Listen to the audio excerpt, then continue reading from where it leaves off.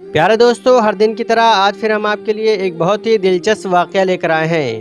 یہ واقعہ ہے خواجہ غریب نواز رحمۃ اللہ علیہ اور ایک غریب کسان کا۔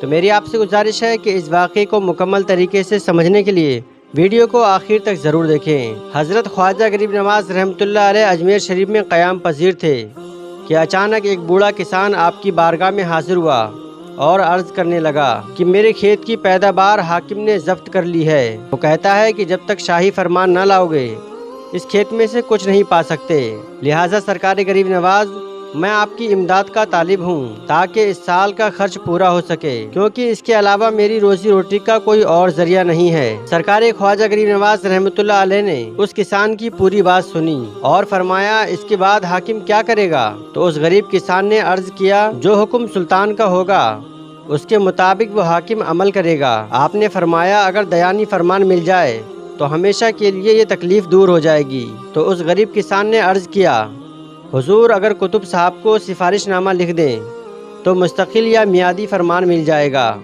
سرکار خواجہ غریب نواز رحمۃ اللہ علیہ نے غور و فکر کرنے کے بعد فرمایا سفارش سے تیرا مقصد آسان ہے، مگر اللہ تبارک و تعالیٰ نے مجھے تیرے کام کے لیے متعین کیا ہے، لہٰذا تو میرے ساتھ چل۔ چنانچہ آپ اسی وقت اس کسان کو ساتھ لے کر دہلی کے لیے روانہ ہو گئے۔ اس سے پہلے جب خواجہ غریب نواز رحمۃ اللہ علیہ دہلی تشریف لے گئے تھے تو قطب صاحب کو آپ کی آمد کی خبر دے دی تھی، لیکن اس مرتبہ آپ نے دہلی پہنچنے کی خبر نہیں دی تھی۔ اتفاق سے سرکار خواجہ غریب نواز رحمۃ اللہ علیہ کو راستے میں ایک شخص مل گیا اور اس نے آپ کو پہچان لیا تو وہ دوڑتا دوڑتا حضرت خواجہ قطب الدین بختیار کاکی رحمۃ اللہ علیہ کے پاس پہنچ گیا اور سرکار خواجہ غریب نواز رحمۃ اللہ علیہ کی آمد کی خبر دے دی۔ حضرت خواجہ قطب الدین بختیار کاکی رحمۃ اللہ علیہ کو بڑا تعجب ہوا، بنا اطلاع دیے ایک اچانک آپ تشریف لائے۔ پھر قطب صاحب نے بادشاہ کو آپ کی آمد کی خبر دی اور پھر بادشاہ نے افوال و عروج کے ساتھ آپ کا استقبال کیا۔ دہلی میں لوگوں کا ہجوم اکٹھا ہونا شروع ہو گیا، ہر طرف آپ کی آمد کی خبر پھیل گئی۔ جب لوگوں کی ملاقات کا سلسلہ ختم ہوا تو حضرت قطب الدین بختیار کاکی رحمۃ اللہ علیہ آپ کی خدمت میں حاضر ہوئے اور عرض کیا حضور بنا اطلاع دیے اچانک تشریف لانے کا سبب کیا ہے؟ آپ نے اس غلام کو ایک بار بھی خبر نہ دی۔ سرکار خواجہ غریب نواز رحمۃ اللہ علیہ نے قطب صاحب کی بات سن کر کسان کی طرف اشارہ کر کے فرمایا اس کے کام کے لیے آیا ہوں۔ قطب صاحب نے عرض کیا حضور آپ کے خادموں میں سے کوئی سلطان سے عرض کرتا تو اس کا کام ہو جاتا، اس کام کے لیے حضور آپ کو تکلیف دینے کی کیا ضرورت تھی؟ آپ نے فرمایا یہ تو ٹھیک ہے، مگر اہل اسلام ذلت اور غربت کے وقت خدا کی رحمت کے قریب رہتے ہیں۔ جب یہ شخص میرے پاس آیا تو بہت ہی رنجیدہ تھا، میں نے مراقب ہو کر دربار الہی میں اس کے متعلق عرض کیا تو ارشاد ہوا کہ رنج و غم میں شریک ہونا عین بندگی ہے، بس میں حق تعالیٰ کی بندگی کے لیے یہاں آیا ہوں۔ پھر قطب صاحب نے کہا حضور آپ کو جانے کی ضرورت نہیں ہے، میں خود جاتا ہوں، آپ آرام فرمائیں۔ چنانچہ شیخ الاسلام خواجہ قطب الدین بختیار کاکی رحمۃ اللہ علیہ سلطان شمس الدین التمش کے پاس تشریف لے گئے، فرمان معافی لے آئے اور اس کسان کے لیے بادشاہ سے ایک خط بھی لکھوا لائے اور سرکار خواجہ غریب نواز رحمۃ اللہ علیہ کی بارگاہ میں حاضر ہو کر معافی طلب کی اور اس کسان کو اس کا حق دلوا دیا۔ پھر وہ کسان اپنے گھر کی طرف روانہ ہو گیا اور سرکار خواجہ غریب نواز رحمۃ اللہ علیہ اجمیر شریف کے لیے روانہ ہو گئے۔ تو پیارے دوستو، یہ ہے خواجہ غریب نواز رحمۃ اللہ علیہ کی بندہ نوازی کہ ایک انسان کی خاطر دہلی تشریف لے گئے۔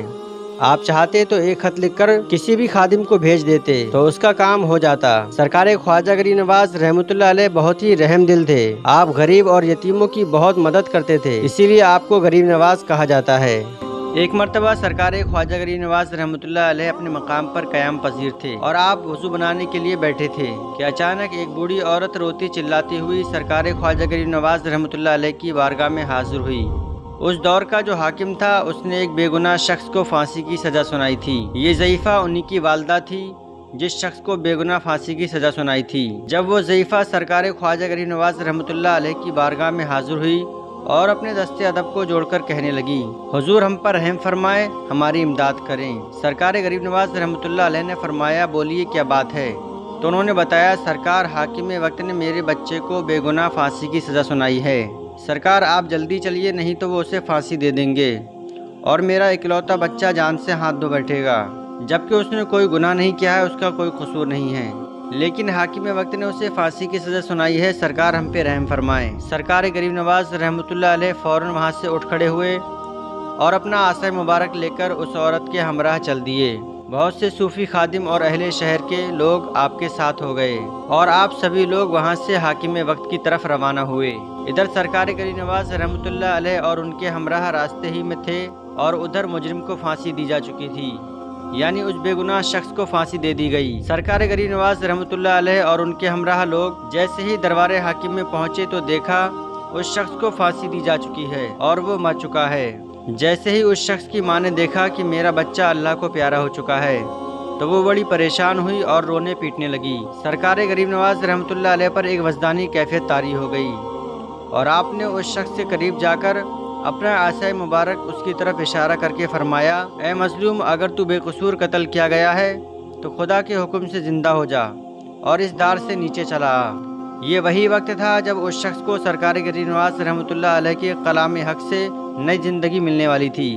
آپ رحمۃ اللہ علیہ کا یہ فرمانا تھا کہ وہ مقتول یعنی وہ بے گناہ شخص زندہ ہو گیا اور اللہ تبارک و تعالیٰ نے اسے زندگی بخش دی، اور وہ دار سے اتر کر سرکار خواجہ غریب نواز رحمۃ اللہ علیہ کے قریب آیا اور آپ کے قدموں پر جھک گیا۔ وہاں کے دربار کے سارے لوگ اور حاکم وقت خود یہ دیکھ کر حیران تھا کہ یہ سب کیسے ہو گیا، ایک انسان جو موت کے گھاٹ اتر چکا ہے وہ زندہ کیسے ہو گیا۔ لیکن وہ اس بات سے بے خبر تھا کہ اولیاء اکرام اللہ کے ولی جو ہوتے ہیں، اگر وہ اپنی زبان حق سے کچھ فرما دیتے ہیں تو اللہ تبارک و تعالیٰ ان کی زبان کبھی خالی نہیں جانے دیتا۔ وہ شخص سرکار غریب نواز رحمۃ اللہ علیہ کے قدموں پر سے اٹھا اور اس کی ماں اور ان دونوں نے سرکار غریب نواز کا شکر ادا کیا اور اپنے گھر چلے گئے۔ ناظرین کرام، جب سرکار خواجہ غریب نواز رحمۃ اللہ علیہ کی زبان سے جیسے ہی کلام نکلا تو اللہ تبارک و تعالیٰ نے اسے مقبول بارگاہ کر لیا اور اللہ تبارک و تعالیٰ نے اپنے حکم سے، اپنے فضل و کرم سے اس شخص کو نئی زندگی بخش دی۔ تو پیارے دوستو، اس واقعے سے ہمیں ایک اور بہت بڑا سبق حاصل ہوتا ہے کہ ہمیں کبھی اپنے عہدے اور اپنی پوسٹ کا غلط فائدہ نہیں اٹھانا چاہیے۔ اگر ہمیں کوئی پوسٹ یا کوئی عہدہ ملتا ہے تو ہمیں وہاں بیٹھ کر انصاف کرنا چاہیے اور لوگوں کے ساتھ میں اچھے سلوک کرنا چاہیے۔ اللہ تبارک و تعالیٰ کی بارگاہ میں دعا ہے کہ ہم سب کو اولیاء کرام سے محبت کرنے کی توفیق عطا فرمائے، ان کے بتائے ہوئے راستوں پر چلنے کی توفیق عطا فرمائے۔ تو پیارے دوستو، ویڈیو کیسی لگی ہمیں کمنٹ کر کے ضرور بتائیں۔ چلیے دوستو، ملتے ہیں اگلی ویڈیو میں، تب تک کے لیے اللہ حافظ۔